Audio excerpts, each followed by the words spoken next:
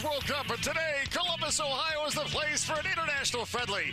And the healing continues. The women's national team of Japan is set to represent a nation recovering from an earthquake and tsunami.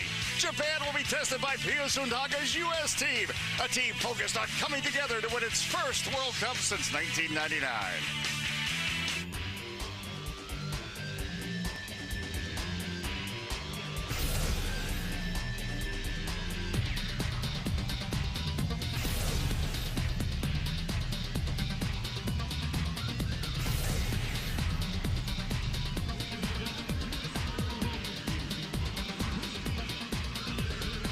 From Crew Stadium in Ohio's capital, Columbus, it is International Women's Soccer Friendly on Fox Soccer tonight. Top-ranked United States against fourth-ranked Japan. Hello, I'm Dave Johnson and Lori Walker. Indeed, the excitement is building. Less than 50 days now until the World Cup. So the question, does this United States team have what it takes to go all the way? Well, Dave, I've had my doubts as well, but I've watched this team train all week, and I do believe they've got the mojo. They've got that feeling of a championship game. It's going to be an exciting World Cup. All right, but they were the last to qualify, but one of the first to set its roster. And we look at the defense. That was so critical to their success. Well, the key here is going to be the return of Hope Solo. She's been out since last July, recovering from shoulder surgery. She is arguably one of the best goalkeepers in the world, and as she returns to form, she will be the difference maker for the U.S. And going the other way on offense, so many attacking options. Well, the player to really key on, though, right now is Carly Lloyd. She's got 5 goals on the year. She makes plays. She gets in behind defenses. She's scoring goals, and she's also defending. All right, when we talk about Japan, we think about a team that's technical, certainly has the skill, but also has a mainstay that remains the driving force. Well, Homari Sawa is entering her 5th World Cup. She is the player that Japan always leans on. She is their vision. She is their calmness. She is the player that will really help Japan to move into the medal round and potentially qualify for its first medal in a world championship. All right, we're getting closer and closer to the World Cup, getting closer and closer to the kickoff. It's on the way from Columbus, Ohio in a moment. The United States and Japan for you on Fox Soccer.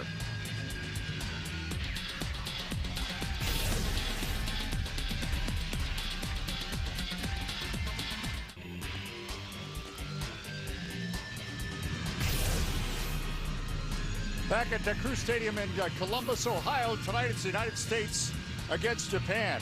And now a moment of silence to honor and remember the lives lost at the earthquake and tsunami on March 11th. Ladies and gentlemen, please rise for a moment of silence. U.S. Soccer, the Japan Football Association, and FIFA ask that you join us in a show of support for our friends in Japan.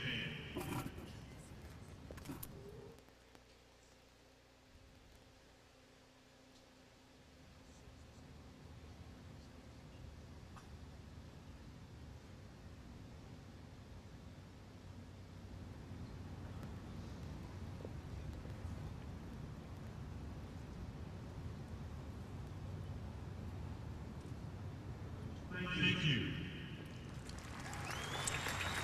A sporting occasion, but a nice touch to remember those lives lost on March 11th. Time now as we get set for the United States and Japan to take a look at the lineups. How they'll line up tonight in the starting 11 for Pio Sundhaga's team. Well, a couple of keys in the back, a little change.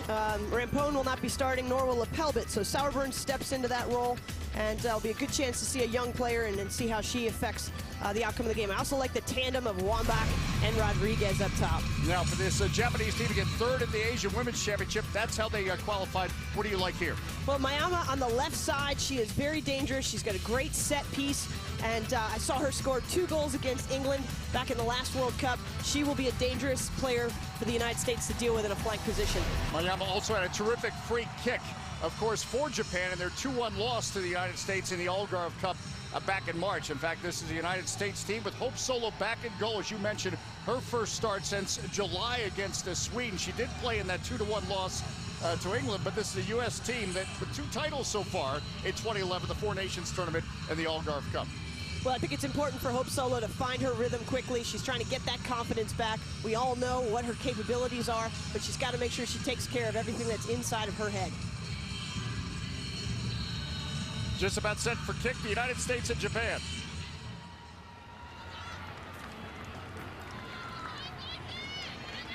Japan will be in the white jerseys. The United States sporting the all-black kick.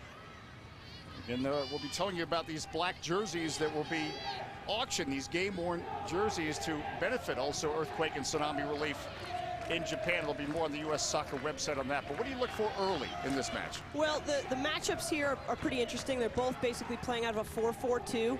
A little bit different lineup for the United States, where over the last 2 World Championships, Box and Lloyd have played side by side. Now they're more in a staggered position, and I think that's going to help prevent counterattacks up the middle and really solidify things for the United States. Kaori, the Japanese goalkeeper, forced to come out as Pia Sundhage looks on, as kind of the defenders weren't sure how to sort out Carly Lloyd. Well, that's the danger of Carly Lloyd. She has so many tools in her toolbox. She can run at players. She's one of the U.S. players that shoots so well off the dribble. She slashes in behind, and she also has become a very good defender. It's something right now that she's priding herself on. Let's take a look at Norio Sasaka, the Japanese head coach since January 2008. The cross by Krieger, getting onto it, Rodriguez. But that first touch a bit heavy, and it'll be a goal kick coming up for Japan.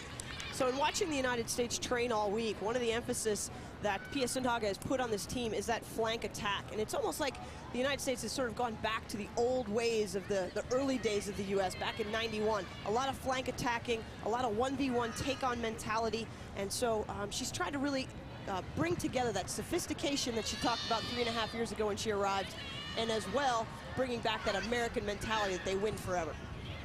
Mayama with the ball on the flank, but can't link up, and right away she notes that it was her mistake. Aya Mayama, of course, played at WPS. Ono gets it to Sawa. Ando on the right flank. Now they're working from the back. Iwashimazu putting it into the box, and Solo is able to come up with it for the United States. We talk about their keys this match tonight. Well, for the United States, one of the things that they really want to key in on is setting the tempo between the boxes. Their first matchup is going to be against North Korea, and Japan is very similar between the boxes. The second thing is exploiting the flanks, as I already mentioned, making sure that they're attacking from wide positions and trying to get great service in from Heather O'Reilly on the right side and Megan Rapinoe on the left. Japan looks to touch it forward. What do you think's on their mind tonight? Well, for Japan, it's very important that they be organized in both boxes. Not traditionally one of the best defensive teams. They stand at an average of 5'3", which is not very dominant at this level. But the second thing for them is to exploit the center backs of the United States. With Sauerburn in there, that's a younger center back situation. And so if they could try and get in behind them or go through them with some quality motion, they might be able to create some chances for themselves. Heather O'Reilly tried to get onto it for the United States. Tucks inside. We're going to get a handball and a free kick for Japan. You mentioned that as well. Again, Pia Sundhage talked about the injuries to Rampone and lapel, but we'll get back to that in a moment. As Carly Lloyd tried to take advantage of a turnover. She doesn't like to change central defenders unless it's for an injury, and that's what she's faced with tonight. Well, that's pretty common. Most coaches want to get to a place where they have the same team of defenders working. It's so important that they're on the same page and that they're clicking. What's good is that some of the players that will be coming off the bench are potentially going to get some quality minutes here. But Rampone is just a groin strain, just being cautious with her. And Lapelbit sprained her ankle on Tuesday in training. So both should return to action. Nothing too serious, but important to maintain that momentum of keeping good health at this point. No injuries. That's one of the things that's really important in these last few friendlies. Wambach off the throw-in by Rapinoe. Marked well there by Kumagai, but it's going to be a corner kick for the United States. Look at Saki Kumagai, who did the job of closing down Abby Wambach. When the United States is so dangerous on set pieces, when you've got the likes of Bueller coming forward from the center back position, Abby Wambach, Shannon Box, there's so many options. Quality serve is going to be the key from Rapinoe. Rapinoe to serve it up. And that's quality service. We'll have to wait for another time. She wanted something better. And that's an unusual trait for Rapinoe. She has got such great texture on the ball. I was watching her in training, and her ability to bend a ball with the outside of her foot is unlike any I have seen in a female player. One of 12 players on this United States team, World Cup rookies. And Rapinoe, a player that certainly has developed over the last 3 years. Well, one of the things that Pia Sundhage has been talking about is that there's a mainstay right now on the right side in Heather O'Reilly, but the left side is going to continue to be unpredictable. You've got lots of options out there with Rapinoe, Tobin Heath, even Lindsay Tarpley can play on that outside, and obviously the United States still trying to fill the role that Christine Lilly has left. And ironically, it's now Heather O'Reilly that sort of stepped into that role. She's playing her best soccer, a lot of confidence, and really has solidified her role as that outside right back. Krieger on the overlap. This is O'Reilly. Will find Krieger. Can she get the cross off? She's won a corner kick. The second corner kick already for the United States.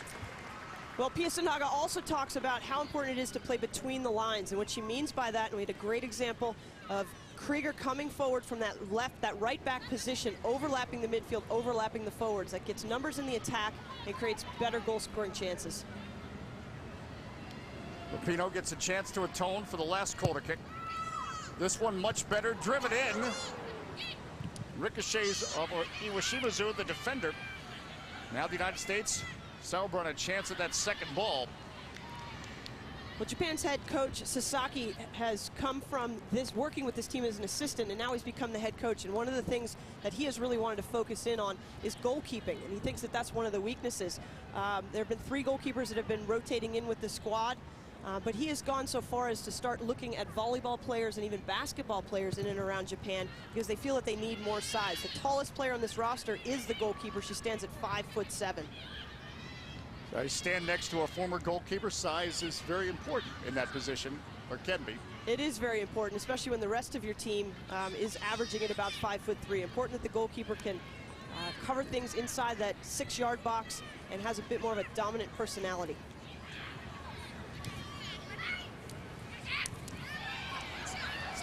Oh no, coming up with a turnover, can't link up with Nagasato. And Sauerbrunn is there just to make sure it goes back to Solo. Becky Sauerbrunn, only 8 caps. She's one of the younger players. Sauerbrunn has so much experience, though, as a youth player.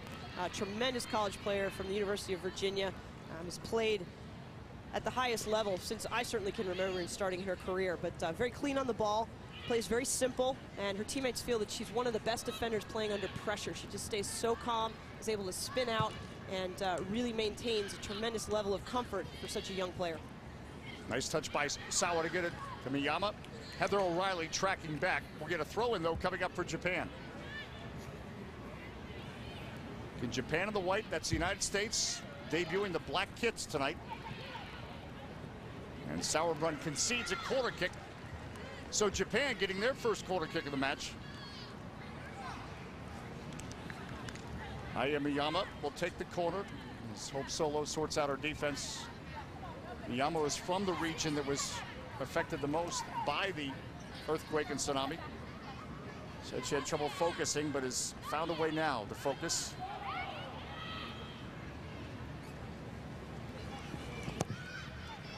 Miyama sending it in. Wambach goes up to help head it away, and now Rapinoe trying to mark. Ando gets in the box and gets a touch on it. Ando plays in Germany professionally and just got a bit of a touch on it, but no trouble. Well, important for Hope Solo to get these early touches. I spent some time with her over the last couple of days, and her skill, her ability with her feet, the cleanliness of her hands are all tremendous. But any player that's coming back from major surgery is going to have to take that time to gain their confidence. And for a goalkeeper to be able to hit the ground on a surgery shoulder, it's very important. And she feels that the England game was a little disappointing when she returned. She came in off the bench. Ono tried to get on to it, tackled away by Bueller. Japan working hard for those 50-50 balls and almost creating an attack. Well, Japan's trying to do it right up the middle of the field, which I think right early on is really important. Test these 2 young center backs and see if they're able to make a mistake that Japan can capitalize on. Ando gets onto it now. With the left foot, will strike it, and Solo will just make sure. So let me finish my thought about Hope Solo. She does such a great job of organizing the game. There's such a presence about her. But for her to get that confidence back and for her to be able to play with such power and presence, you can see her feet are great. She's very lean, she's very fit, but it's really important for her to just get those reps and get comfortable again and kind of get those cobwebs out and the uncertainty that follows after having such a major injury. So this shot by Ando. Again, she plays in Germany along with Nagasato, 2 of the scoring options for the Japanese team.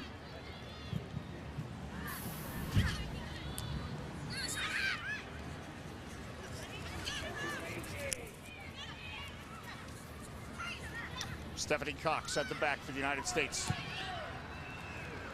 High pressure right now from Japan. Well, that's very good to see, because that's everything about this match and these two games is really about preparing the U.S. to play North Korea. Similar styles, but the difference is North Korea is just deadly in the box. And what will help the U.S. here is to deal with the rhythm that Japan creates. They got to get very compact on defense, and then to break out of that and create some width and expand their shape.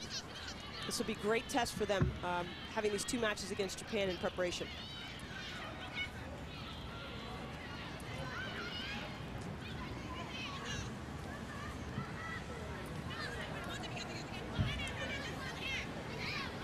Iwashima's are now for Japan. And we're going to throw it coming up for the United States. I want to remind you, Soccer Night in America. It's coming up next on Fox Soccer. Real Salt Lake and Houston Dynamo. That's coming for you live in HD.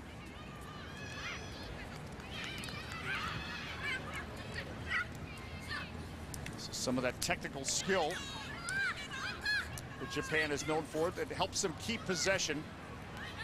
Certainly was a hallmark of the second half of their Algarve Cup match against the United States. And Rapinoe will get the foul. We'll get a free kick coming up for Japan.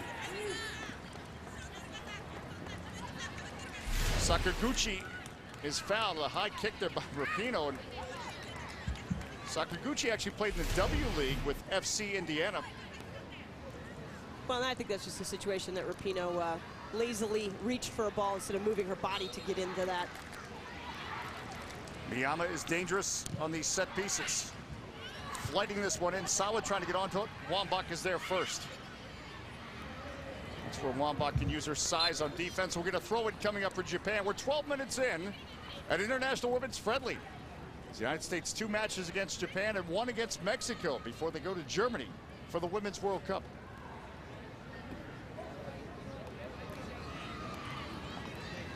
Samashima with the throw-in. It's touched by Ono to try to get back to Samashima. See again the Japanese team, that's Miyama getting involved. They're not afraid to get stuck in, if you will, and go after those tackles and try to win the ball. Well, and here's one of the things that I like in just the opening moments, and there's a great example there by Sauerbrunn.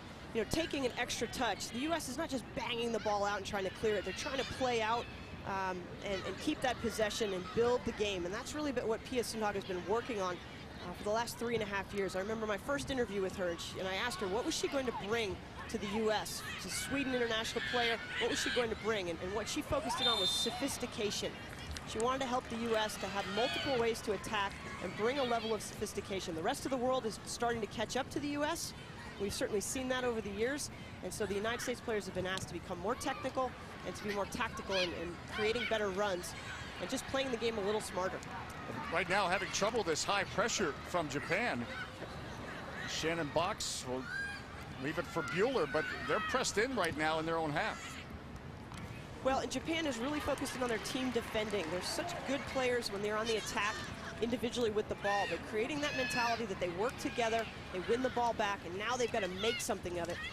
You know, what Japan really lacks is that special goal-scoring player. And we're going to get a late whistle, but it'll be a free kick coming up. Miyama a little bit too strong on the challenge. A good call by Kerry Seitz, who, by the way, is our referee in the middle this evening at Crew Stadium. It's our 5th time for the U.S. women's team at Crew Stadium. The last time they were here was a 3-0 win over North Korea in the Women's World Cup back in 2003.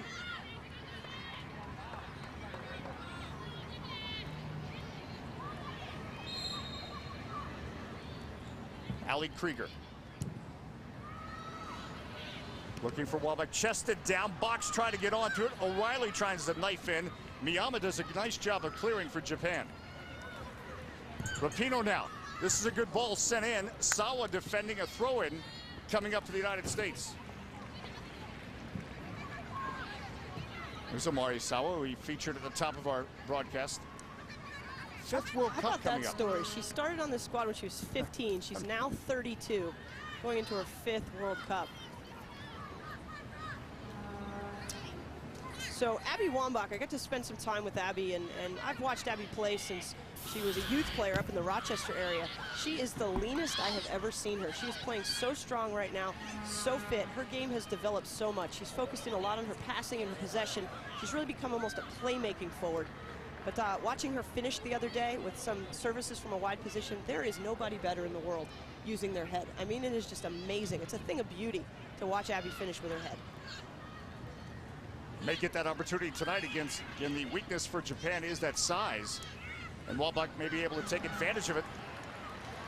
Stephanie Cox trying to get up on that flank. Ando wins it, though. Missouri Ando surveying. Sakaguchi. Kinga from the right back, looking over the top for Nagasato, and that brings Solo out. Yukari Kinga, though, the right back got forward, and that was a nice ball. Well, and Kinga, that is her role. I remember in the last Olympics watching her play at an outside mid spot. She also rolls into the back. Tremendous pace and has great attacking mentality.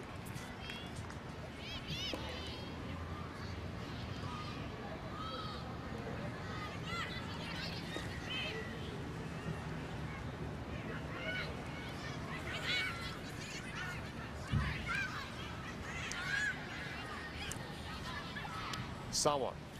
Chest trap for Ono. Ono. Nagasato. Something could be on for Japan. Sawa now gets involved. And a cross behind.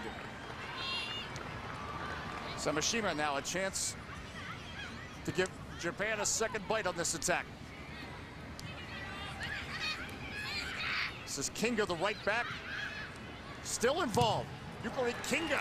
Her shot is blocked by Rachel Bueller. Now in this ricochet. And you talk about the playmaking for Wambach, good vision to know that Amy Rodriguez is up there, just couldn't quite connect. Well, and the tandem of Wambach and Rodriguez brings both the strength and the size. And one of the great things about Amy Rodriguez is her ability to just run. She gets in behind defenses, she can be so dangerous. And so I think Wambach there was just trying to get the ball in behind the defense and give Rodriguez an opportunity to stretch her legs and see how her pace is tonight. Samashima, the left back, tried to get onto it.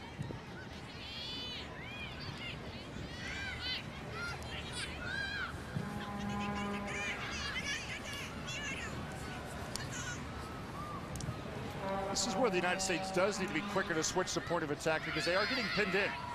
Well, and changing the point is such an important quality. And here goes Sawa. I was talking about her attacking out of the midfield.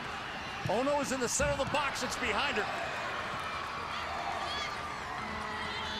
So the crosses have been behind as Shinobu Ono. And now the counter could be on. Rodriguez nods it down for Wambach. Rapinoe has a chance to serve it.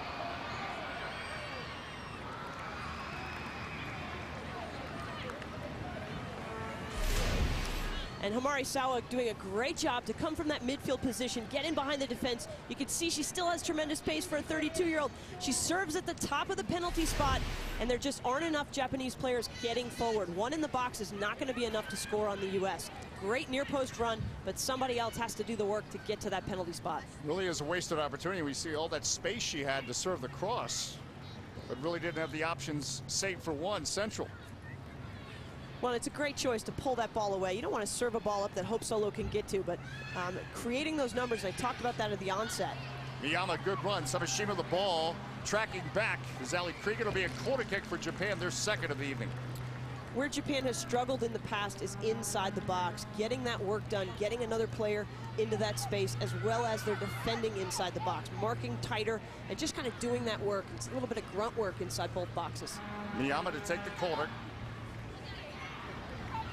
Ono is there in close quarters in case the short corner is on. Sawa tried to get a flick on it. It was blocked.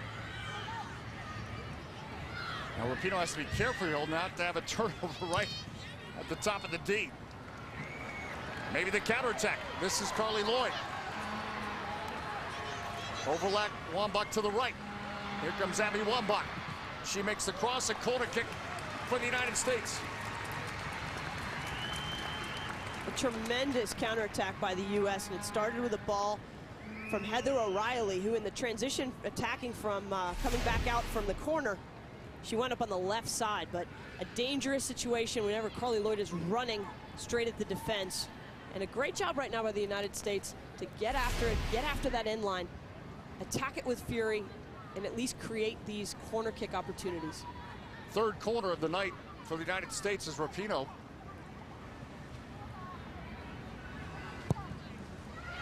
Far post, Shannon Box heads it down, cleared it from the 6. Krieger, a chance to serve it back in. Wambach gets ahead on it. Endo is able to get it out of there.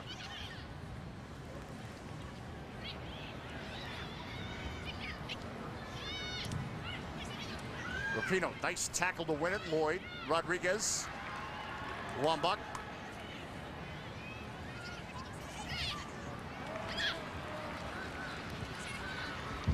Endo looking over the top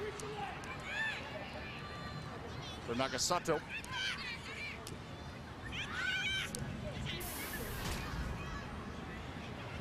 In the United States in the black jerseys.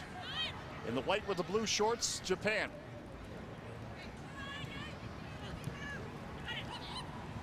Both teams building to the Women's World Cup next month in Germany.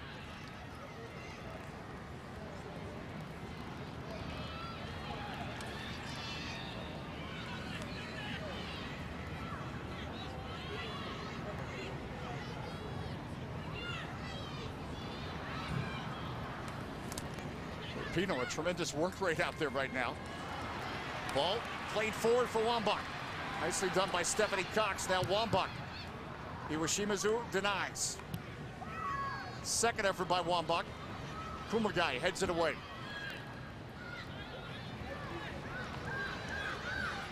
Japan does not have numbers in its favor. This is Ono. Nagasato is making a run. Just stays onside. Left foot. Nagasato did well to time her run. And how about this speed by Ono just taking off? I mean, very rare to see Heather O'Reilly chasing somebody and can't catch her. Tremendous pace by Ono. A great ball just to the wide position of the center backs. Sits down in her shot a little bit. Might even been deflected. Not a quality finish. Yeah, no deflection there, but you can see the ball bending. She just kind of picked up her head and hit the inside of the ball.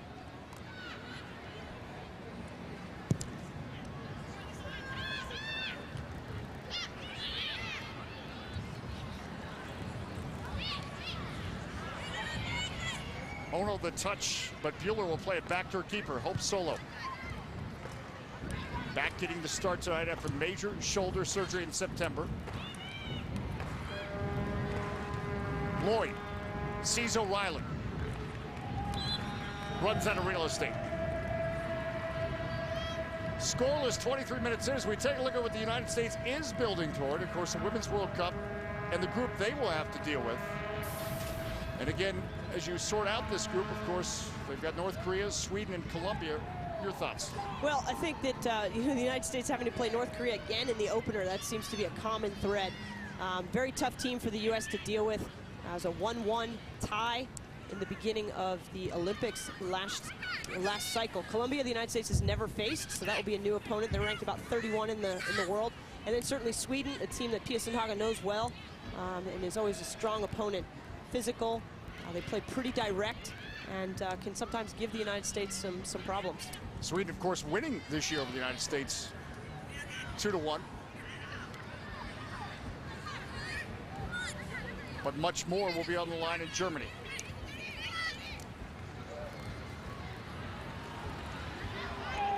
Iwashimazu tackles it away from Wambach.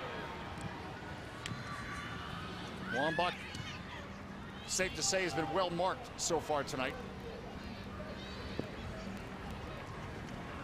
Heather O'Reilly trying to slalom through that midfield.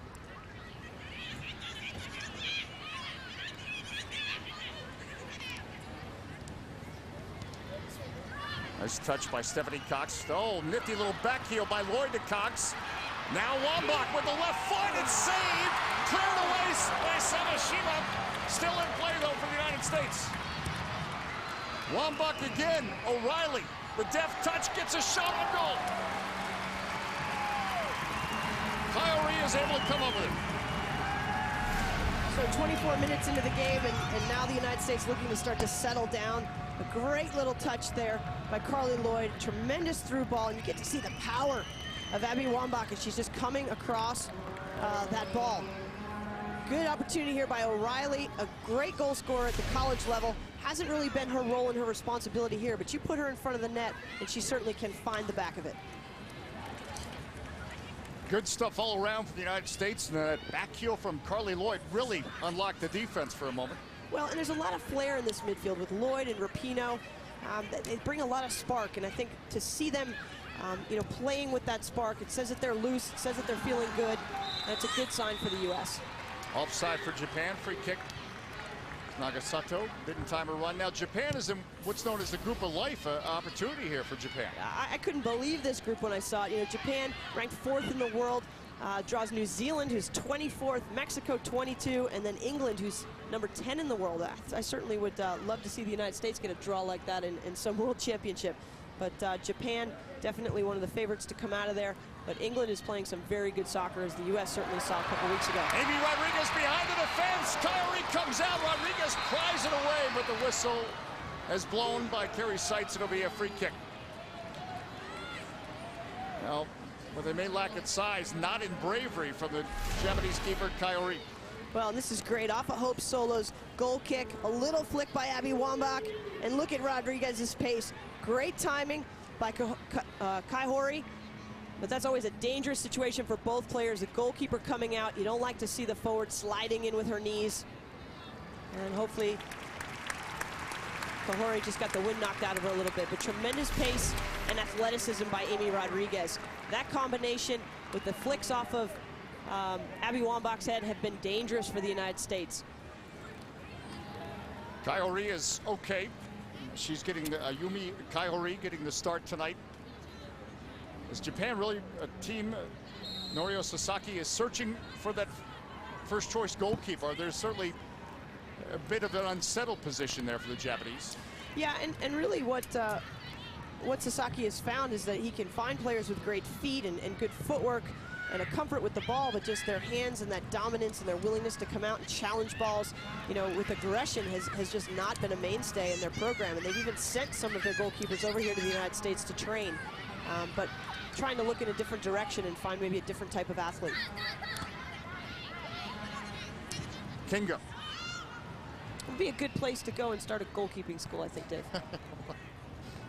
Might do that in my spare time. I was going to say, it's a tough commute, though. It might be for you. It's, at the very least, you'd have to change planes, I think, from Columbus. Absolutely.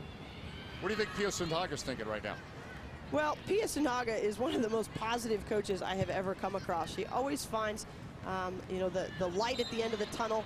She always has the glass, I think, more than half full. It's like 3/4 full and ready to spill over. And so she's really just looking to gain some minutes, again, avoid injury, but also watch this team develop and see where that rhythm is coming from.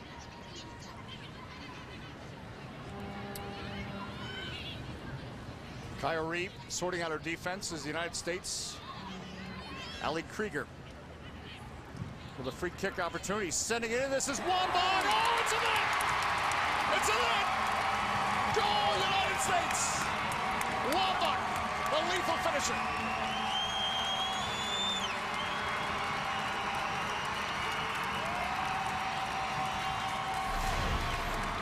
How about this for a free kick option?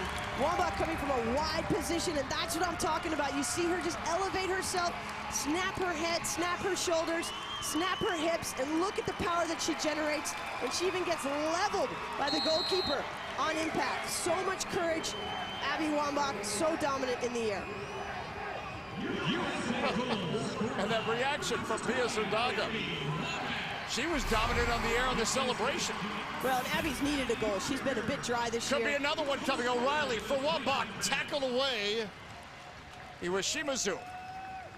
Well defending for the Japanese team, but they are now a little bit under siege as the United States certainly energized with that goal just seconds ago by Wambach.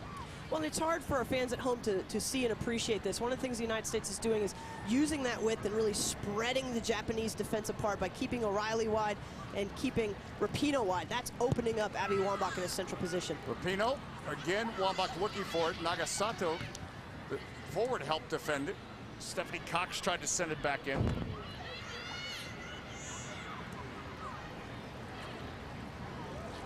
This is Carly Lloyd.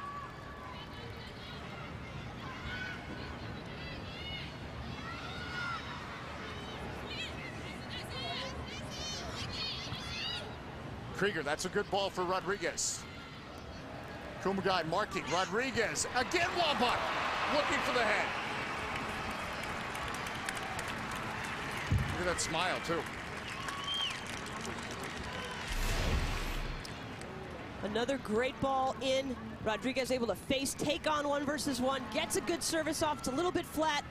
And Wambach doing a great job to move her feet and get in front of the Japanese player.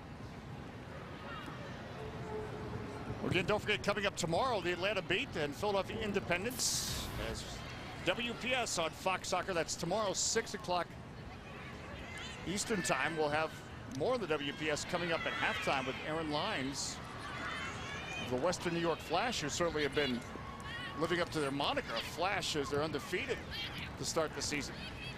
I tell you, I had a chance to scrimmage the Western New York Flash before they made their final roster, and Aaron Lyons has done a fantastic job with that squad. They really ran my team silly in the first half. The game ended 1-0 in their favor, but really, really solid team, top to bottom. There's Larry Walker, the head coach of the Ohio State University. Allie Krieger, she played in the Big Ten at Penn State. Well, what a great story, and I've watched Allie Krieger grow up as well on the soccer field. She's best friends with one of my former players, and she's done something very unique for a female player. She's gone over to Germany and played there for the last 4 or 5 years. She's fluent in German and is very excited to get back. Rodriguez, fluent in scoring, gets onto the ball as O'Reilly serving up. Rodriguez, Kyle Ree is able to snare it.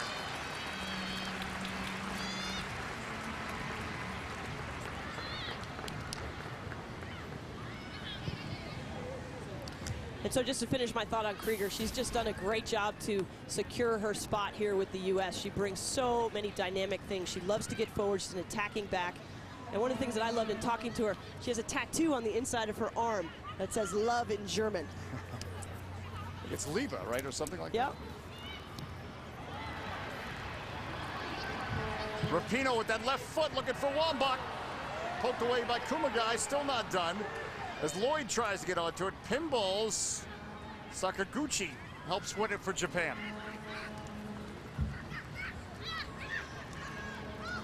Morisawa up, offside will be Ono. 1-0 on the Wambach goal, 32 minutes in. It's a familiar phrase on the Wambach goal when you're talking the United States. That was her 118th international goal.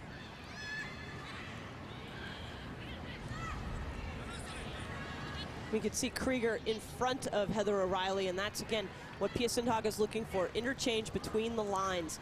Getting Krieger in a forward position, helping with that service, and just having different variety.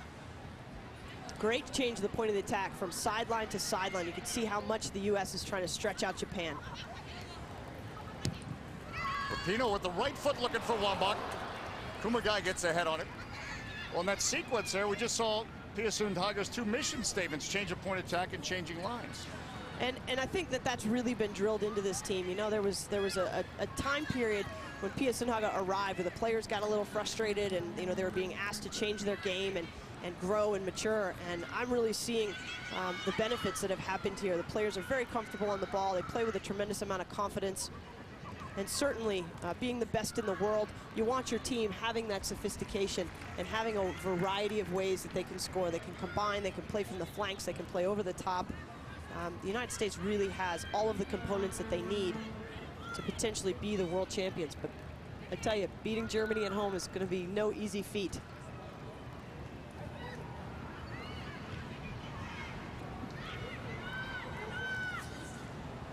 Carly Lloyd sandwiched in a collision there. Sakaguchi, though, wins it for Japan.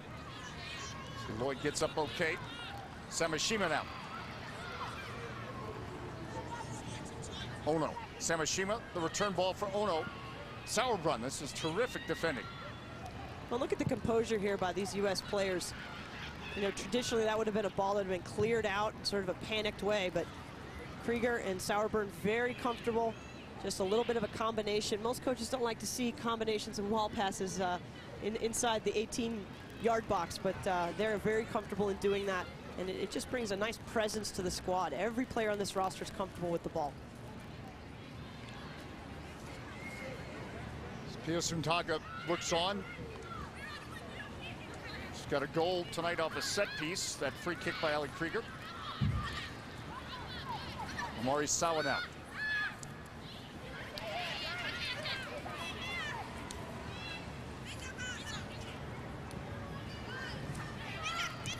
Sakaguchi, she switches the point of attack. Miyama. Krieger the defender.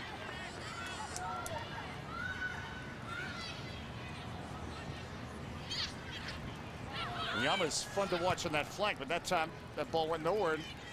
Wambach, the nice dummy to get it to Heather O'Reilly. Rodriguez is making a run central. Wambach is wide. This has potential in the run of play. Wambach looking for Rodriguez. Oh, off the post. It's in the net. It's in the net. Rodriguez a goal. 2-0.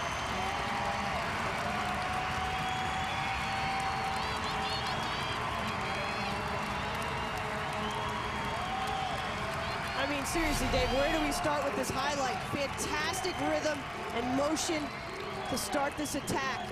Great run by Heather O'Reilly, kicks the ball wide. Tremendous ball played right in behind the defense, a little bit of a bend, and a great job by Amy Rodriguez to separate herself from the Japanese defense. Little help from the post and in the back of the net. Amy Rodriguez, had such a big goal back in November when they defeated Italy to secure their spot in the Women's World Cup. Now what a nice finish there. I just love the wave of attack, and just about to bring up, they scored off a set piece, but this is a team that needs to get goals in the run of play, and that's certainly one way to do it. Omori Sawa, though, in Japan, looking for the same. Nagasato, this has potential for them. Nagasato, Sawa, back to Nagasato. Cut off by Bueller. Ando will touch it back. Sakaguchi.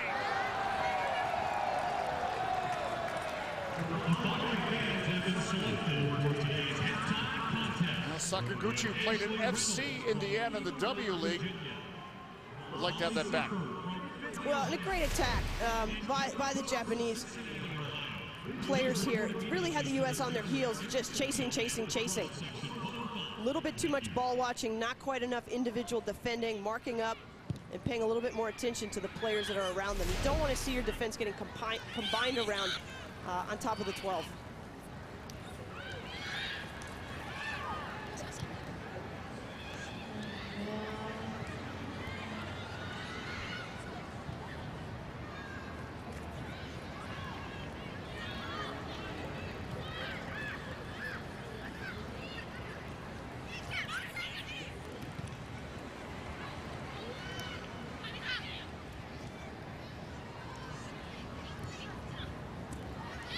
Good strong tackle by Sauerbrunn. But Japan keeps possession. Ando now. Ayamiyama. Ono. Ono has space. Looking for Ando and made that run. Well sorted out by the United States.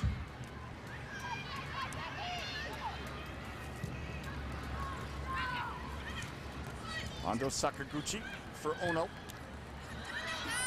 Ando again with the right foot, solo, no trouble. But don't forget, on the way tomorrow, it is Barclays Premier League, Chelsea and Newcastle. That'll get you going at 8:30 tomorrow, Eastern Time, live at HD, and then more EPL, Liverpool and Tottenham, 11 a.m. Eastern Time, live at HD. So some big matches tomorrow on Fox Soccer.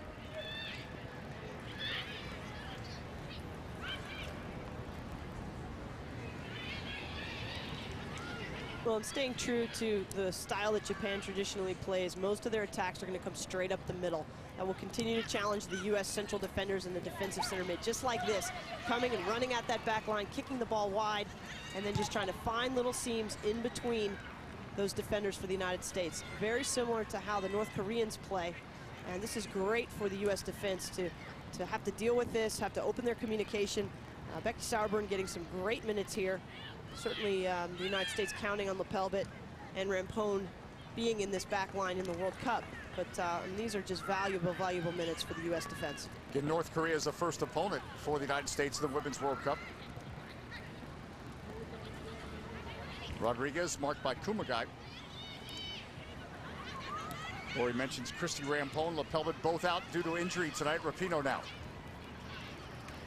Going at Kinga. Ando helps with the marking. A little back header by Wambach for Rodriguez. Tackled away by Sakaguchi. And Dave, we also haven't really mentioned that Heather Mitz is also out. You know, a mainstay usually at that right back position. She's nursing a bit of a hamstring injury.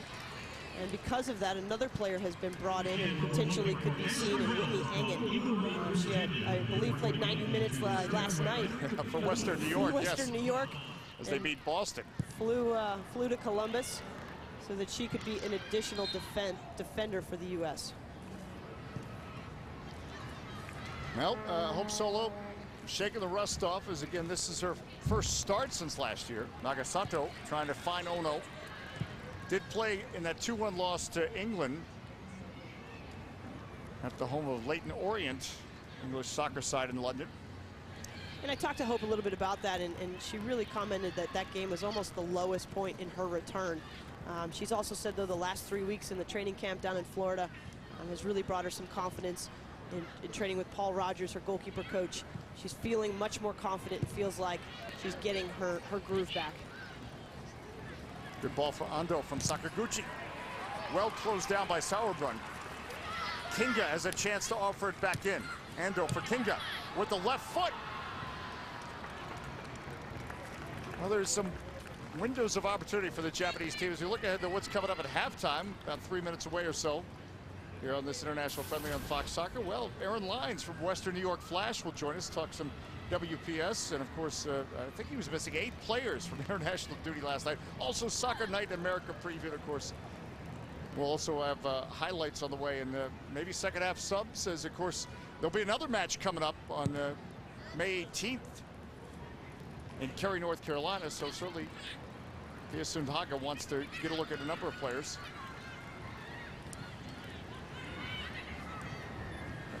And it's a fine line for a coach at this point to building that rhythm sort of with a starting group, and also you know, building their game fitness and making sure that the players have enough minutes, with also balancing getting your whole bench in. Pia Sundhage always says it takes 21 players to win a world championship, and the roster that she selected, there's just a lot of versatility, a lot of players that can play in a variety of different positions.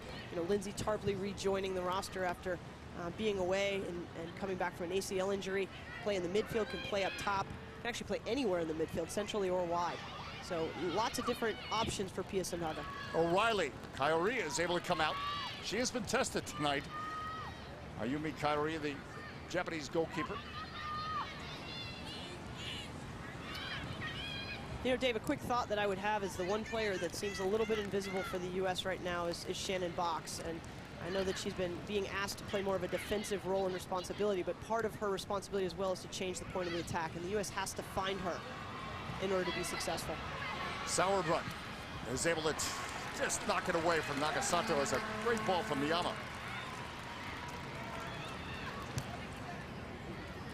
But Japan is certainly showing windows of potential, but those windows are being closed by the United States defense. Here's another one of those windows. Ono will get a shot off. Solo.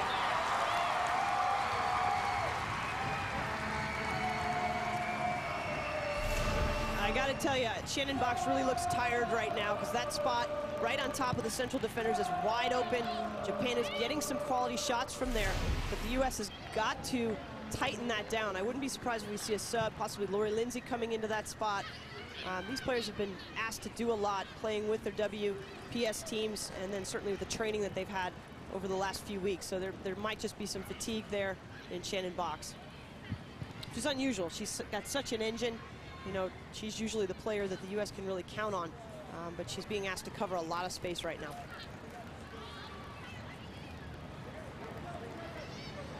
Getting close to halftime here in Columbus, Ohio, the home of the Major League Soccer Columbus Crew Stadium. 1 minute of stoppage time. The United States, 1 goal off a set piece, 1 in the run of play.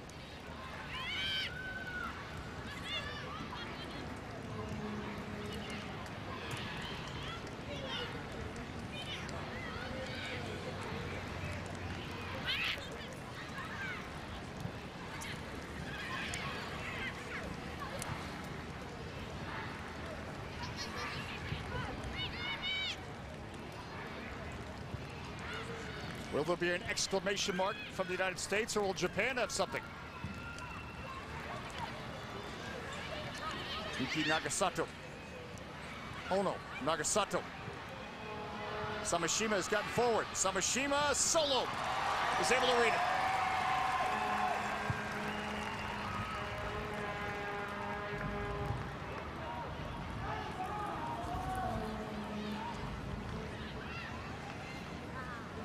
Can't be much left.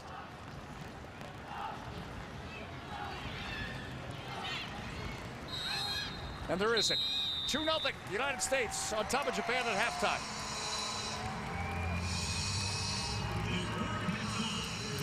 Well, for the United States, Abby Wambach, of course, opening the scoring, and all in all, the United States accomplishing the lead. What else did you think? Well, I think that the U.S. needs to string more consecutive minutes of quality soccer. They struggled for that first 24 to find a rhythm. Then there were a few flashes of brilliance. Obviously, getting 2 goals in the first half is fantastic. Abby Wambach getting on the scoreboard for the first time this year. All good things, but I think the U.S. can play cleaner and certainly crisper. All right, 2-0 is our score at halftime. The United States on top of Japan in this International Women's Friendly from Crew Stadium in Columbus, Ohio. We're back with halftime in a moment.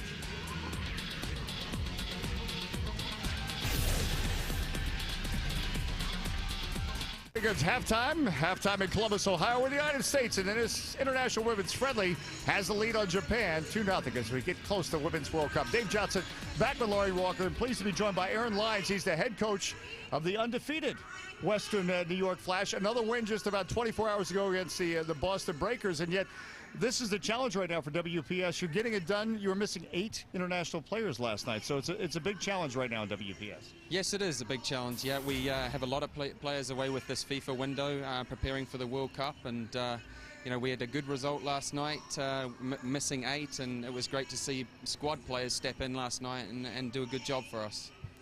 So, Aaron, tell me, what is it like to coach Marta? How has that been for you and for the squad? Marta is a wonderful human being. She's a very, very talented player, as you all know. You know, I think the most impressive thing about Marta has been just her attitude. You know, she's a real pro. She'll come in every day with a smile on her face. You know, works extremely hard in training, and you know, has a winning mentality, which I love.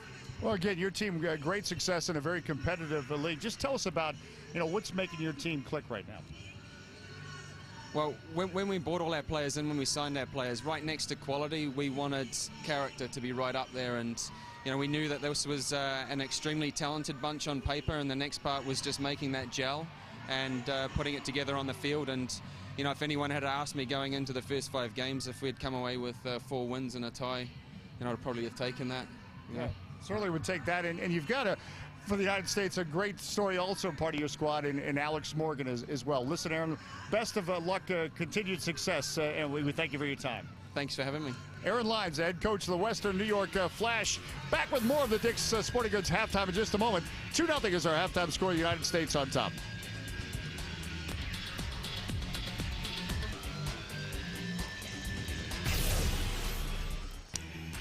The passion is there. Dick's Sporting Goods halftime, 2-0 United States on top of Japan, as we take a look at some of the moments from the first 45 minutes that defined the first 45 minutes of play. And certainly Japan did have some opportunities. They were inventive. Some great central attacking by Ono here, number 9, finding Nasago in a wider position. She just sits back on that ball. But let's look at the first goal, the 29th minute. A great long ball from Krieger, finding Abby Wambach. She's able to get free from the Japanese defense, and just look at the power as she hits that ball. And they're wondering what the United States could do in the run of play as Abby Wambach picks up her 118th international goal, the U.S. showed. And then a great goal here in the 37th minute. A great build-up by O'Reilly. Finds Wambach wide.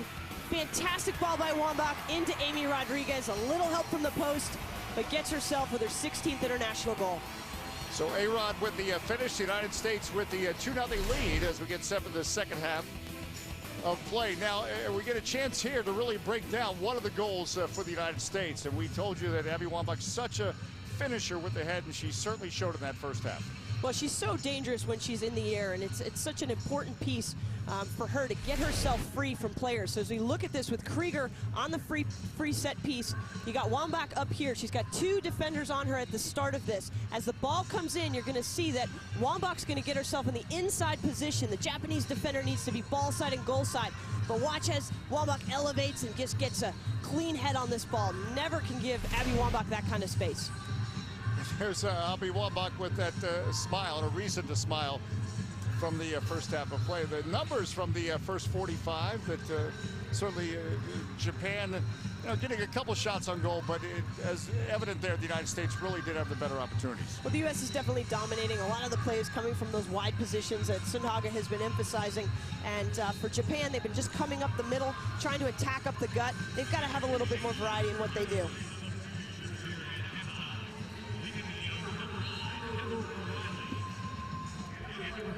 So there's Abby Wambach as the United States about to make some substitutions, as well as Tobin Heath will come into the game for the United States. She talks with one of our goal scorers, Amy Rodriguez. So Heath comes in for Megan Rapinoe.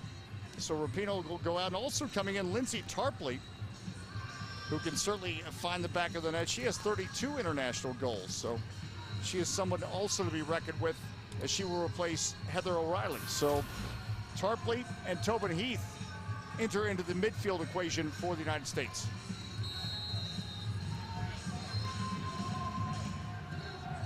Second half underway. Again, the United States in the black kit, Japan in the white.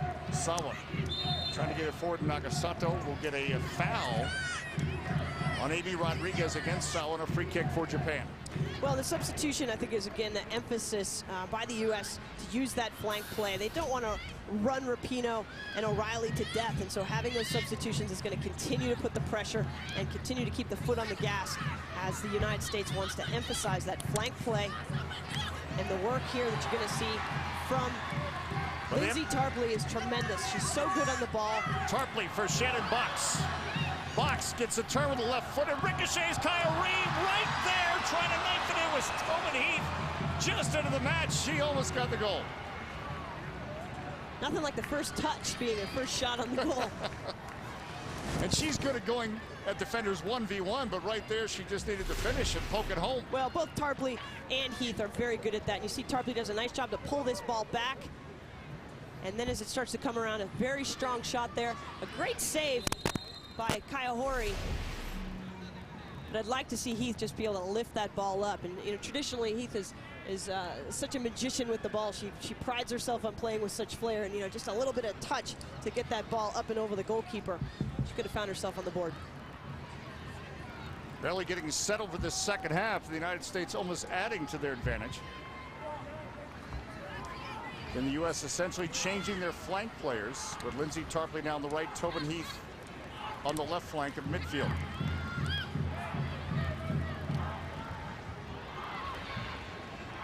Nicely done by Carly Lloyd to get to the left side for Cox. Now this is Tobin Heath. She likes to go at defenders. Kinga and Ono get involved, and Heath wins the foul, so it'll be a free kick coming up for the United States. Terry Seitz is our referee tonight. Carly Lloyd, can she get across? Lloyd able to work off Kinga.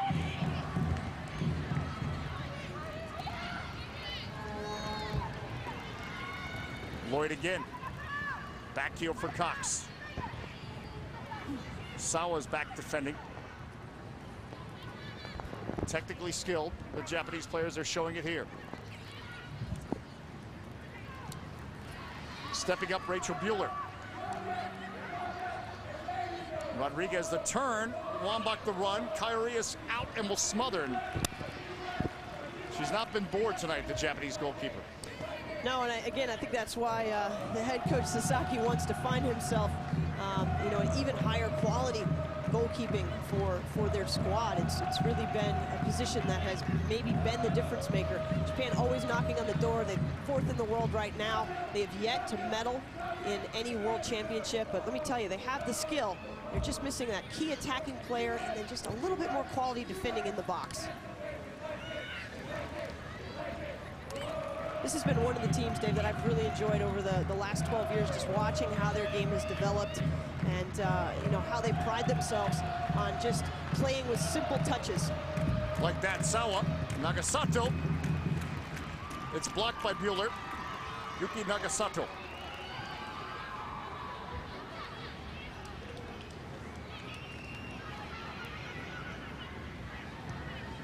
Kinga's up from a right back. Slots it through for Miyama, and Sauerbrunn is there. So certainly resolute defending tonight by the United States back four.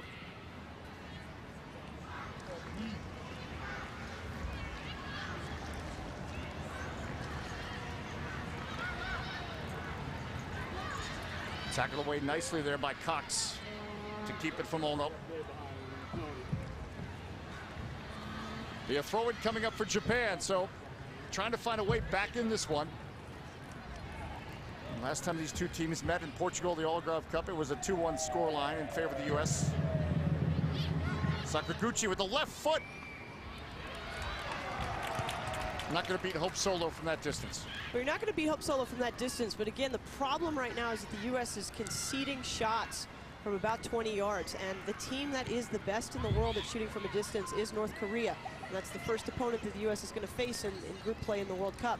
And so figuring out how the United States is going to get their center midfielders in a better defensive position to get pressure on that ball is going to be critical. And we've seen some turnovers in that critical area of the field tonight that has given the Japanese team some opportunities.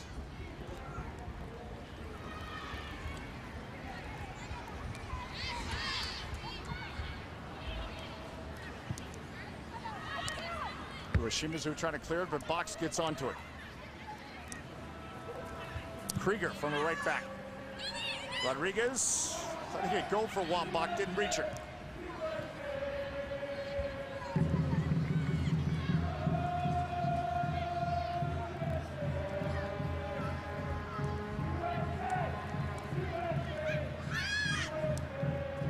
Sakaguchi looking for Miyamo. Nice turn there by Carly Lloyd to keep possession.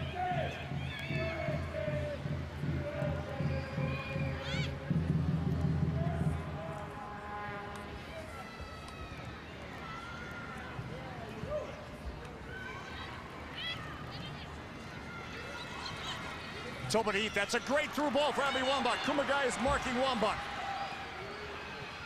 Wambach, Rodriguez. Oohs and ahs from the crowd in Columbus. Well, another nice opportunity by the United States. A nice run. Amy Rodriguez is the one that shows for the ball. They play high into Abby Wambach. She pulls the ball back instead of serving into the box. And you can see Amy Rodriguez's final position, leaning back. The ball's always going to go up when you lean back.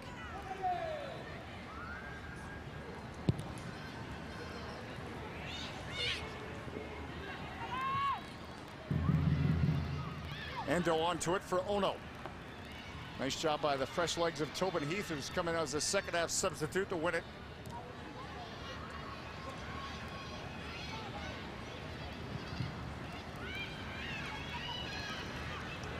Ando trying to get onto it for Japan. Heath battling. Dave, it looks like Ando and Ono have sort of switched positions. Ando is playing more in that right midfield position. And Ando playing up top is tremendous pace and definitely can create some problems for the U.S. central defenders if they're not careful and don't track her. Well, that's where Ando plays for her German club teams up top. We'll get a free kick for the United States. You can vote for the best Champions League goal. Find out who the top 10 will be on the Champions League final. It's on Fox May 28th and on foxsoccer.com/goals. Check it out. What a wonderful season in the Champions League of goals. Looking forward to that final on May 28th.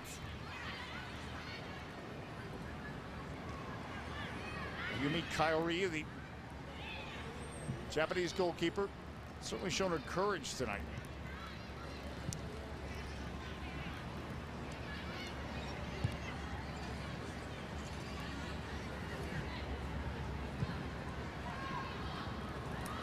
Shimazu over the top, nothing there. As she said, Ono has gone out wide right. They're trying to adjust things as Japan searching for something to find a way back in.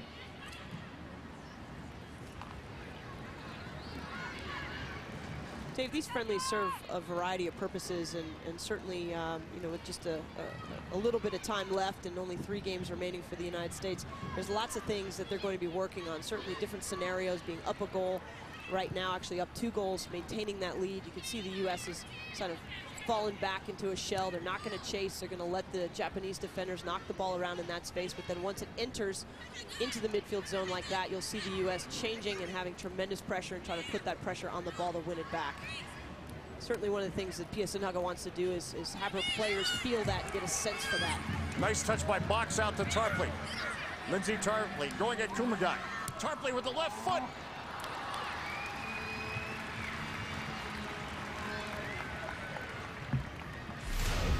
Lindsay Tarpley grew up just up the road in Michigan. Has great feet, either left or right. She's comfortable shooting with them both. Does a nice job to cut that ball back.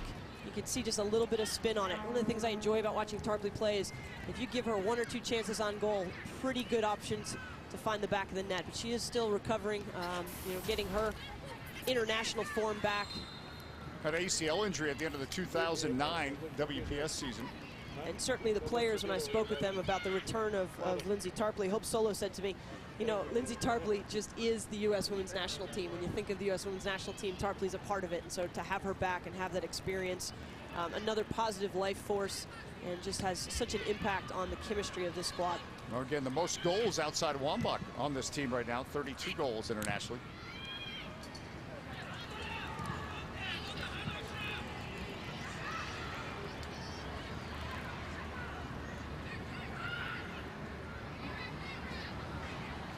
Carly Lloyd trying to navigate through a crowded Japanese midfield.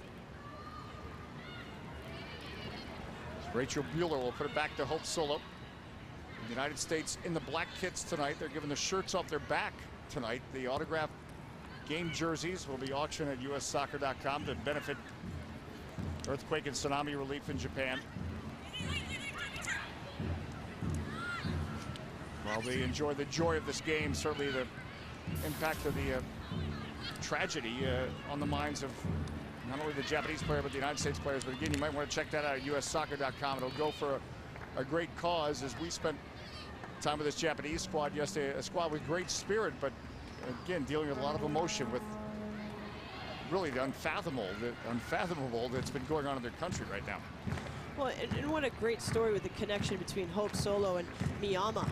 You know, she played together in St. Louis. They played together in St. Louis. They played together out in LA as well. And you know, it's the beauty of the game of soccer is that it just brings people together. And you know, Hope couldn't get in touch with Miyama after the earthquake and the tsunami. Was concerned about her. Knew that her family lived close to that region. And you know, again, it's just it shows again how the power of friendship really could develop even across such boundaries. Aya Miyama is from Chiba. She told us that her house submerged. And indeed, she had a great comment yesterday, I thought, where she said, it's all I can do is play right now.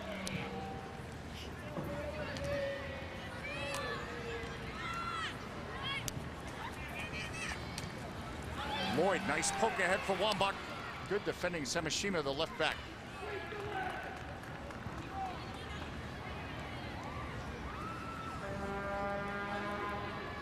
It really does look like the United States will stay organized and then look to pounce on that opportunity. Yeah, that's just a smart way to, you know, establish their defending and have that intensity once the Japanese players cross into their line of engagement. good to work on these different scenarios, and certainly in the beginning play of the World Cup might find themselves in a situation where, you know, they want to sit back and just hold that lead and keep a very compact shape, both, as we say, north to south and east to west. Just keep everything nice and tight around that center circle and, you know, force the Japanese to go around them or over them. And those are not two strengths of the traditional Japanese style of play. Aya Miyama, who we were just talking about, is played off the ball though by Lindsay Tarpley. Looking up top, Nagasato solo is out. Yuki Nagasato is not able to get onto it. Ando now trying to win it. Poked away by Krieger. So there was a moment of daylight for Japan. Shannon Box, she's got space. The through ball not on. So let's take a look there. Again, it's the timing of offside. It's always so tricky. And even from standing up here, my first reaction was, how is she not offside? Because very quick player there in Nagasato, but her start position as the ball was struck was in an onside position. She was parallel to the U.S. defense, and so after the ball is struck, obviously she can enter into that space.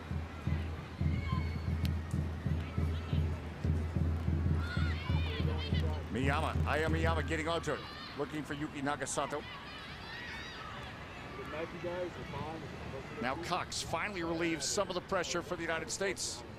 First touch out there for Wambach, and Sawa is able to win it. Sakaguchi. Kinga's making a run from her right back. Yukari Kinga's gotten involved. Nice little pass for Ono, the touchback to Kinga.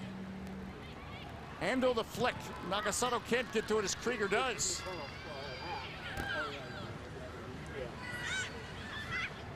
Sakaguchi. Nagasato. Krieger marking. Nice turn by Nagasato. Denied, but it will be a corner kick. I like the quality of the defending right now that the United States is showing, but certainly it's going to be one of the things that the U.S. is going to need to tighten up before the World Cup starts, giving up this many corners. It's definitely not a tradition for the U.S. having that pride and not giving up these kinds of corners. Certainly will help them entering the World Cup. The short corner for Ono. Miyama has a chance to serve it at Wambach. The header. Ando with the left foot. Kumagai now, as Japan trying to keep the pressure on. With the left foot sending it, Ono is there, and the flag this time is up, as Lori Walker doesn't say, how can that not be offside? It was offside. Nice job here by the U.S. defense to step up and stay compact. You can see the Japanese player squares up her hips. The ball hasn't been hit quite yet. Let's see, right? Ooh, wow. That is very close. Very close, even with our the power of our slow replay. That looked like it was potentially in an onside position, and Ando's got tremendous pace. Well, that'll be the end of her night, though. Ando is playing up top toward the end of the night. Mana Iwabuchi will come in. So Japan making its first sub of the night. Rodriguez battling. Rodriguez coming over it. Rodriguez emerges. Option to the right is Tarpley. Rodriguez instead.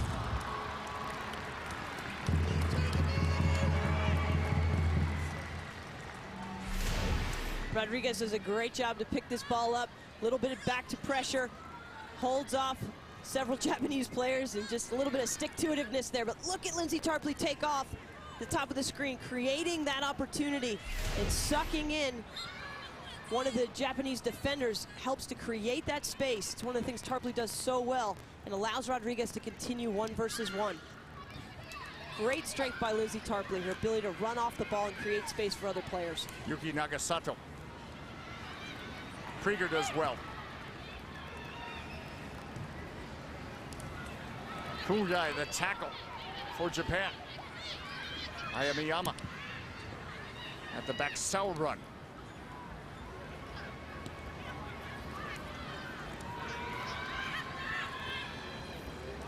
Morisawa.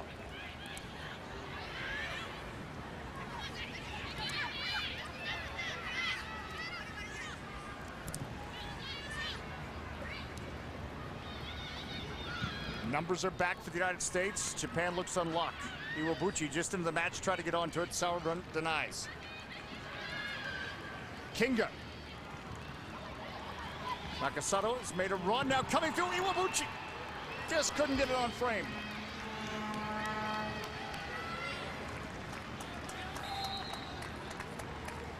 Don't forget, coming up next Sunday, WPS, we spoke to Aaron Lyons at halftime, the head coach of Western New York Flash. This will be quite a matchup against Magic Jack. There's a battle toward the top of the table. That'll be next Sunday, 6 o'clock Eastern time. Well, Amy Rodriguez will go out. Lauren Cheney will go in. And as you suspected, Lauren Lindsay might see some time replacing Shannon Box in the center of the midfield. So Shannon Box's night is done. Lori Lindsay will check in. Lauren Cheney is now in.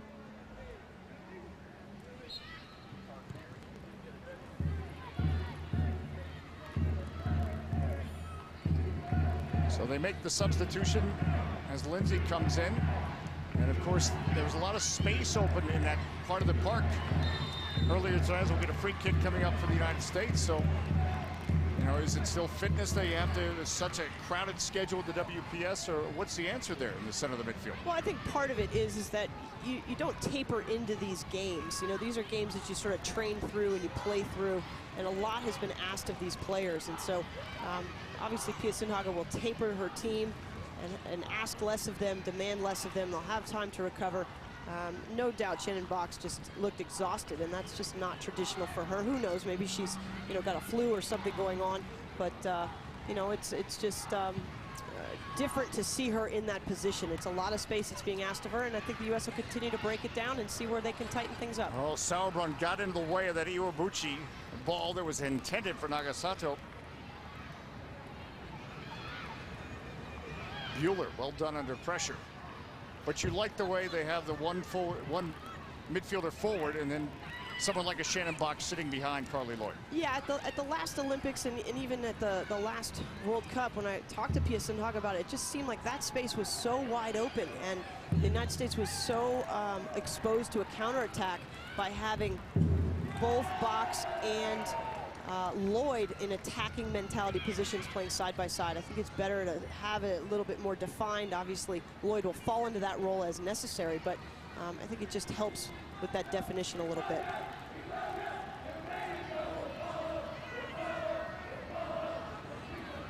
So, Norio Sasaki, the head coach of Japan, as we look at Carly Lloyd, who we were just talking about, critical role she plays, leading goal scorer this year in 2011.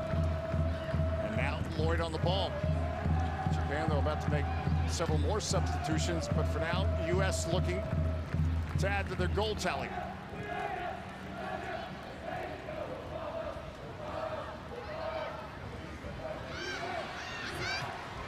Lauren Cheney just into the match. Lori Lindsay nods it for Wambach in support. Krieger.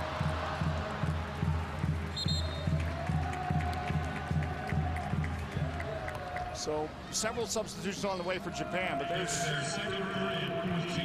Carly Lloyd as Japan will bring in Emi Nakajima and replace Ono.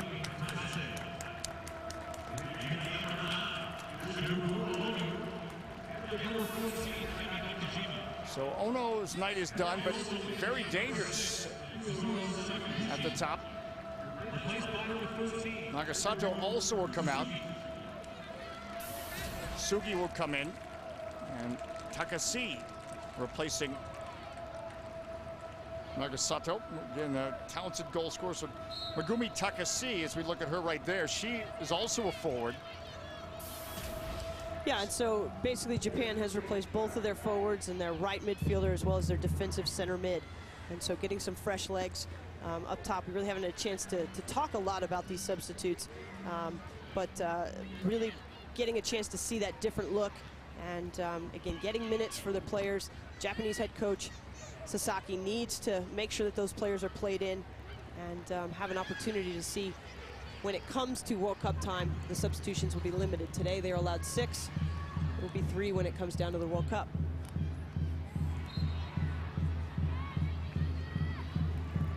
You know, the one player, Dave, to keep an eye on is number 20, Iwabuchi. She came in at the onset of halftime, and she was one of the top players. She's only 18 years old. She was one of the top players at the 2010 Under-20 FIFA World Championships. She's very quick, she's exciting, and she will definitely challenge the central defenders for the United States with both her skill and her speed.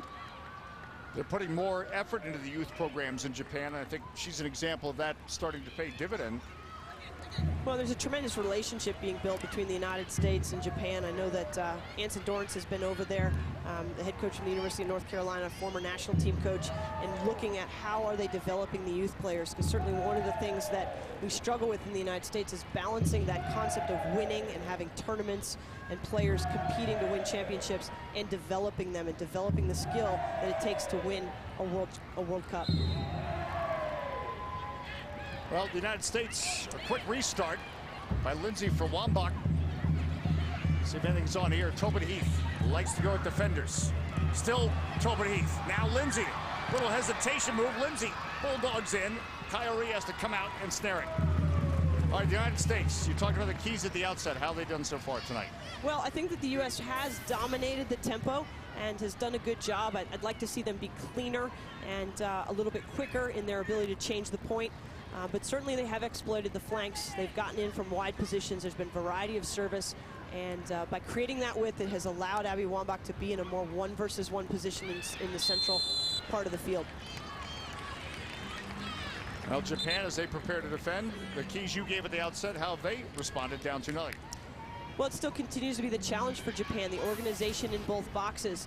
We saw an example early on that they didn't get numbers forward, and then certainly the marking that we saw off of Abby Wambach's goal on the wrong side, not ball side, not goal side. But exploiting the center backs for the United States, I think that they've challenged the U.S. and they've created some problems for this young tandem in Sauerburn and Bueller, but obviously not enough to create many problems for Hope Solo. And how has the United States tonight weathered the loss of Rampone and, of course, Lapel, but two critical players in the middle?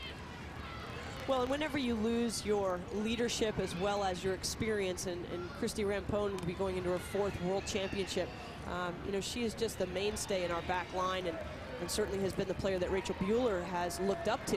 Wambach getting behind Kumagai. Abby Wambach slows a bit, stops and starts, and finds Tarpley.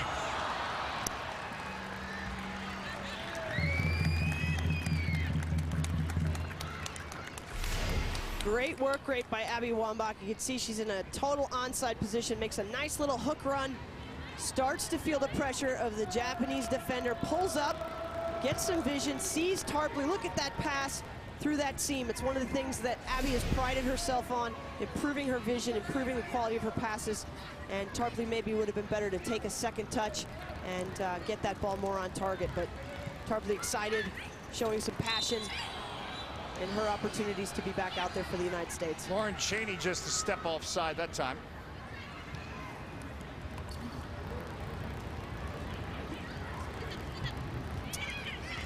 In talking with Pia Sundhagen, you talk about the tandem pair. Wambach is the mainstay, and it's then a matter of who is going to play with her. And the combination of pace that Rodriguez brings has certainly been the most easy pick. But Lauren Cheney also brings some tremendous qualities. She's a strong player. She's got a tremendous shot, but she doesn't have quite that same pace as Alex Morgan and as Amy Rodriguez. So a little bit different style of play. You'll probably see those flank players overlapping Cheney and Wambach a little bit more. Lloyd for Tobin Heath. Heath trying to find Wambach. Iwashimazu did a nice job to keep it from Wambach. Both goals in the first half for the United States. Wambach and Rodriguez, your goal scorers. It remains 2-0. Wambach. The header for Cheney. Oh, Kyrie is able to save it.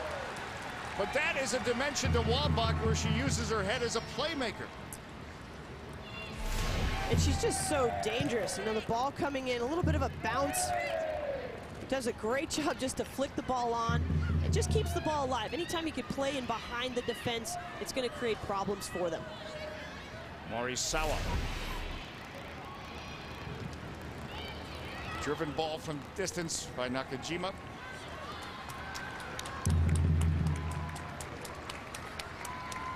Now the United States will play Japan.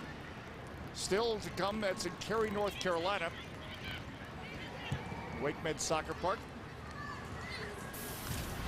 It'll be coming on May 18th, and you can catch it live with our friends on ESPN2. These two teams will get together once more in a few days. As Tobin Heath. Through ball for Lauren Cheney. Cheney. Oh, Heath. Looks like she wanted to let it go for Carly Lloyd. Didn't reach her.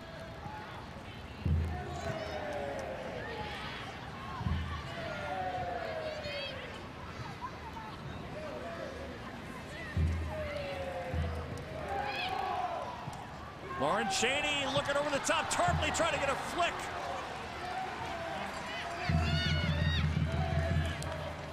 Tarpley, and she seems to be in some discomfort as she is down. It'll play back to Kyrie, and she will send it out of play because of Tarpley. And this is something right before the World Cup. No one wants to get injured. So Lindsay Tarpley getting herself forward, and you can see that she's just off balance. Immediately she kind of grabs that knee. There's an obvious discomfort. That seemed to be the result of any contact with Samashima, the defender.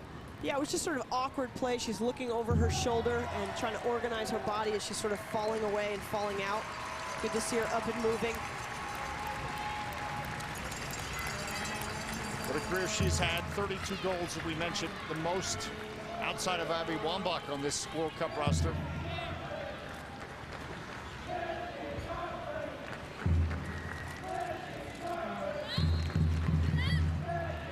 Great spirit of the crowd tonight as they chant Lindsay Tarpley.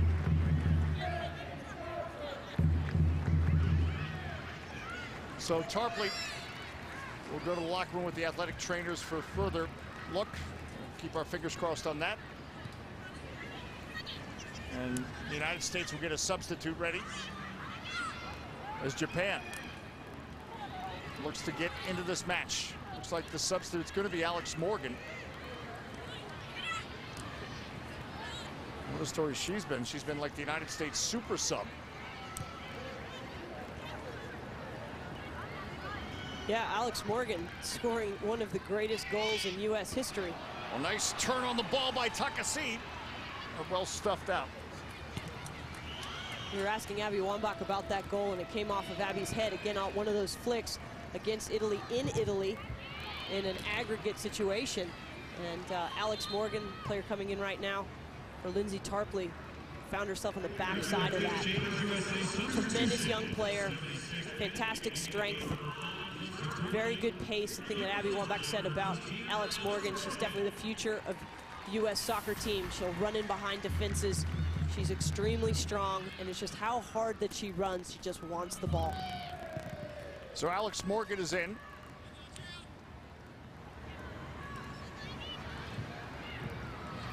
He gets her first touch on the ball for Wambach. Central is Cheney.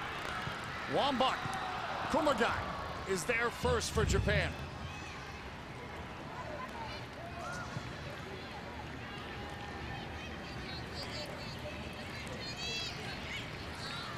Winning it was Cheney. Morgan for Lauren Cheney. Denied by Sawa. Still 2-0. 76 minutes as there's Amari Sawa. We mentioned this will be her 5th World Cup she's getting ready for. Kyrie, the goalkeeper. We'll have to sort out this service from Lori Lindsay, who is now taking the corner kick. Lindsay now serving this up. Kumagai went for it, so did Tobin Heath. This is Krieger. Well, certainly moments of concern in this match. The United States Hope Solo was challenged here. So, Dave, certainly avoiding injury is one of the things that the United States needs to make sure they take care of. And Hope Solo extending herself. You can see her wincing. That is her right shoulder that she just fell on. And then Tarpley with an awkward moment here as she goes down. She grabs onto that right knee and is escorted into the locker room. Definitely one of the challenges of playing these friendlies as you're getting ready for the World Cup. It's one of the things you want to do is maintain health, avoid injury. We've certainly seen it over the years. Key players going down with injuries. So hopefully Tarpley will be all right. And I think for Hope Solo, it's just getting used to falling on that shoulder again. And she has told me that she is still playing in significant pain. Pia Sundaga kept that ball in play. That's a Japanese throw-in, but Pia getting involved in the spirit of the night. Nice trap by the head coach for the United States. You and I know firsthand the importance of staying healthy. We were doing that United States-Brazil match before the Olympics where Abby Wambach suffered the broken leg. And is offside. Offside is Takasi. There'll be a free kick coming up. 78 minutes in. So you need to stay healthy. We remember this. This was in San Diego. Watching this in San Diego, I could see her leg buckle right there. She hits the ground, but look at Abby Wambach, how tough she is. All of her family was watching. She was going for a monumental day, playing Brazil, who's known for their hard tackling. They gear in on Abby Wambach. She's got a titanium rod in that leg. Set her back a little while. Watch the World Cup from a vacation house.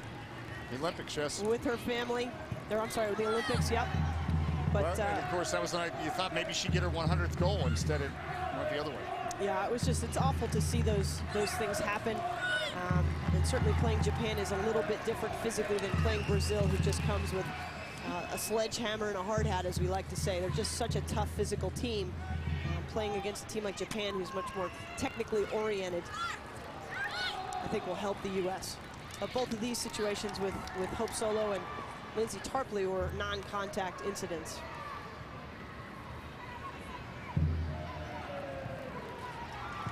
Lindsay. For Tobin Heath, now Cox.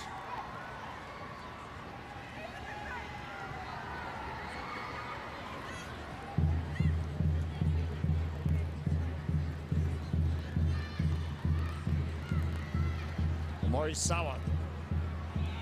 She knows she needs to switch it if she has any hope of getting through that United States defense.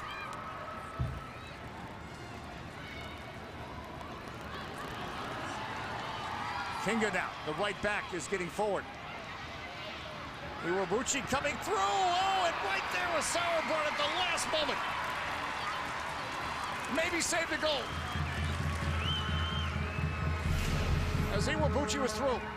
Great defensive effort here by Becky Sauerbrunn. She comes from the covering position, slides across, puts her body out there, and potentially prevents a U.S. goal. That no-shot mentality is critical, and Becky Sauerbrunn certainly one to sacrifice her body inside that box. Sauerbrunn certainly has done well in central defense tonight. Is Miyama. Miyama. Serving in the box, and Hope Solo is able to come up with it. So look at Sauerbrunn as she comes across. You can see how much of the goal seems wide open there. Coming from that covering position, tremendous timing to come through and get something on that ball. And that probably kept the goal off the board. And it remains 2-0 United States.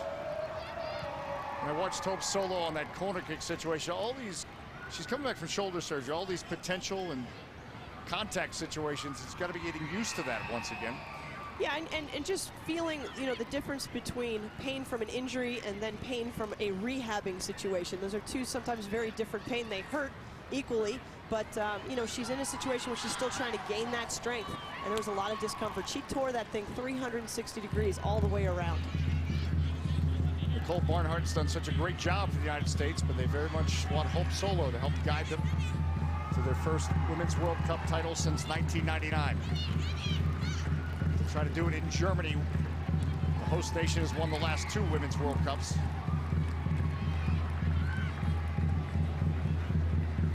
Iwabuchi trying to win it and has won a foul. It'll be a free kick coming up as Japan's trying to get something out of this match.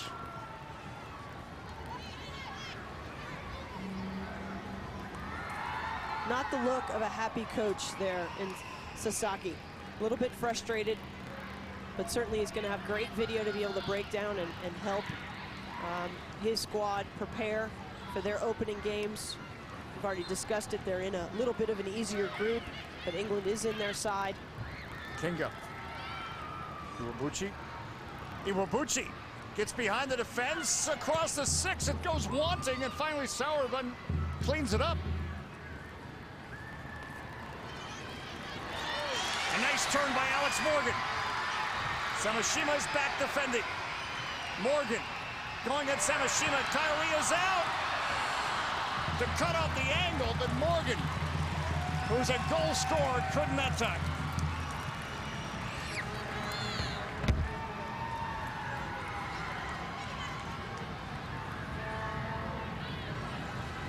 Samashima did a good job to force her wide. Well, some great action here, box to box, end to end. Looks a little bit like the men's Bundesliga right now. The ball's moving quickly, and you got to see the pace there of Alex Morgan, and a great save by Kahori to sacrifice her body down at the feet of Alex Morgan. Nakajima, one of the second half subs to Miyama. King has been dangerous coming from this right back tonight. Japan has had some good possession, but not that final bite. Well, we've seen Iwabuchi, number 20, that's come in, that young player that I was already talking about. She might be the piece that this federation needs. They've got all the other pieces. They play great soccer. They keep the ball.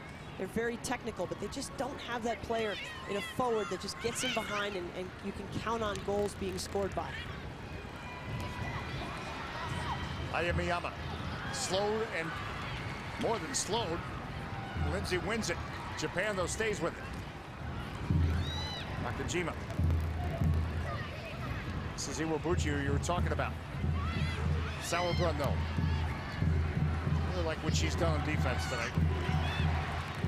Chants of USA start to echo through Crew Stadium as we get closer and closer to 85 minutes. And the United States in control of Japan 2-0.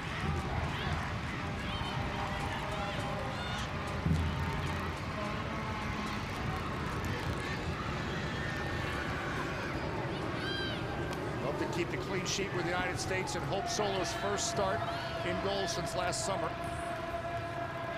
Played as a substitute in the match earlier this spring.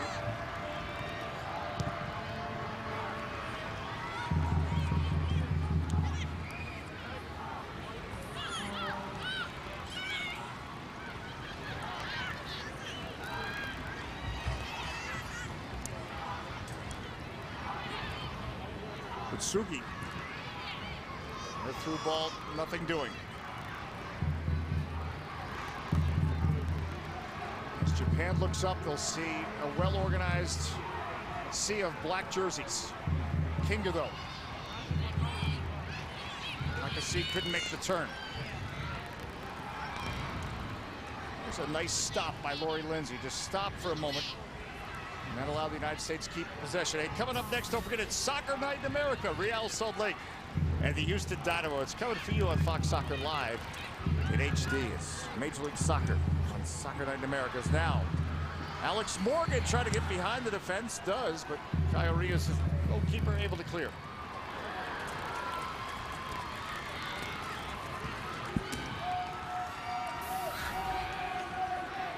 Look at Morgan's total: 16 caps, 7 goals. That's that's a pretty good ratio for somebody who's coming off the bench. She's the leading scorer at the Algarve Cup with 3 goals. And she's quickly earned the respect of her teammates just from her performance and coming through with a big goal. Against Italy. Against Italy, in Italy, the first of a home-and-home series.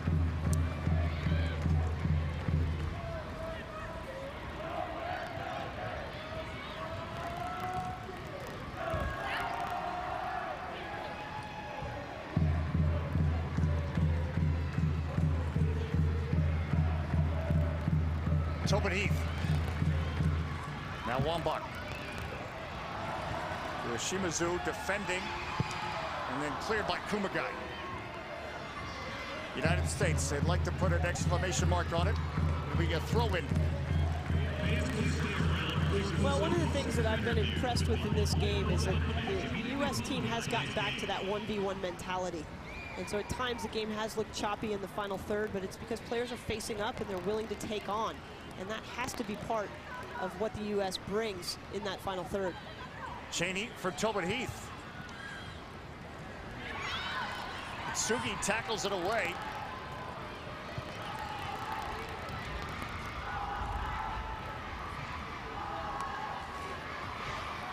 Rachel Bueller, she'll sort this out.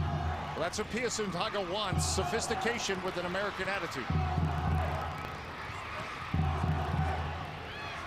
And I'm seeing that develop. I'm excited to watch this squad. I do feel that they have what it takes, to be world champions. They've got the depth. If they can stay healthy, they certainly have a variety of ways to attack. With your attacking midfielder being your leading goal scorer at this point, those kinds of goals coming out of that midfield with Lloyd scoring off the dribble. You got Wambach with her head. You got great speed and service from the wide positions. And I tell you what, the U.S. has been known for having such a tremendous back line. And I think that we are going to continue to see years of great defending out of this young group that's out here on the field right now. This is a good look at the future.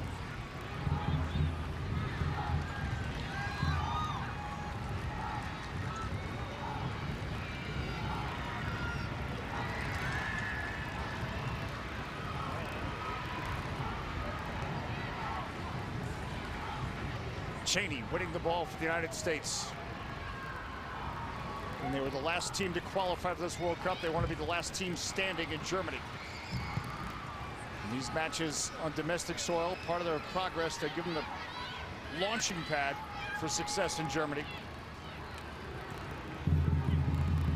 Talked about the game Wednesday against Japan and North Carolina. They still play Mexico before it's on to Europe. Approaching the 90th minute as Japan, they would love to at least bag a goal to take to North Carolina. It's Sugi over the top, but no one's making a run for Japan.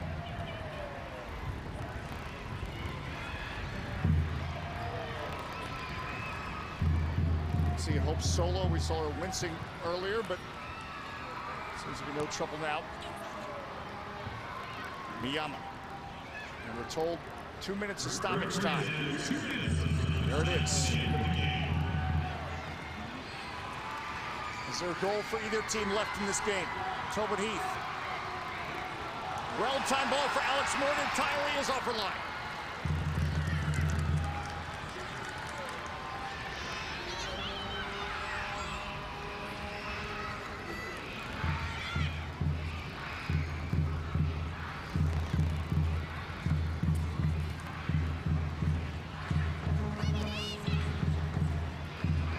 Stoppage time in Columbus, where tonight we've seen 2 goals in the first half for the United States. One off a set piece, one in the run of play. Wambach and Rodriguez, your goal scorers. As Lloyd switches it to Krieger.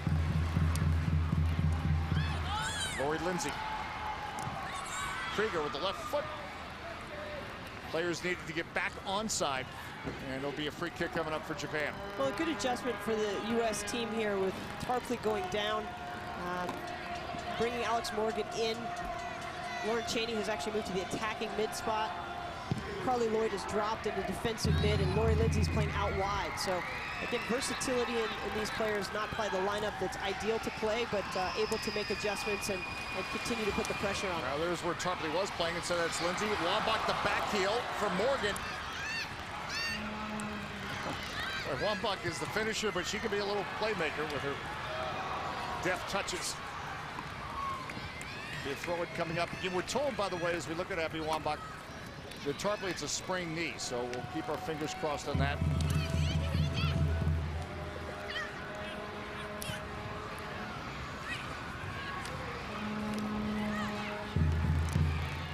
Not much time left in this international friendly at Columbus. The United States, it appears, has returned home to victory and a 2-0 win over Japan.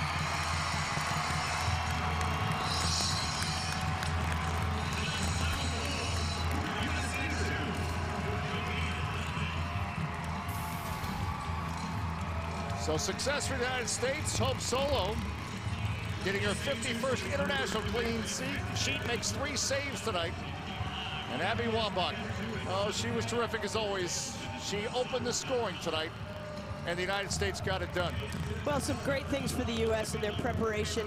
Able to play in a 2-goal-up situation, scored a couple of great goals, got some fantastic minutes for Hope Solo, gaining that confidence and being played in. Those are the types of things you're trying to do as you continue to prepare in those final moments. The U.S. has made their roster and decided their roster, so we'll have to see as injuries happen who the players are that might wind up being able to help this team.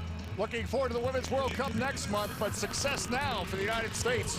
2-0 over Japan. More of our coverage of this international women's soccer friendly on Fox Soccer in a moment.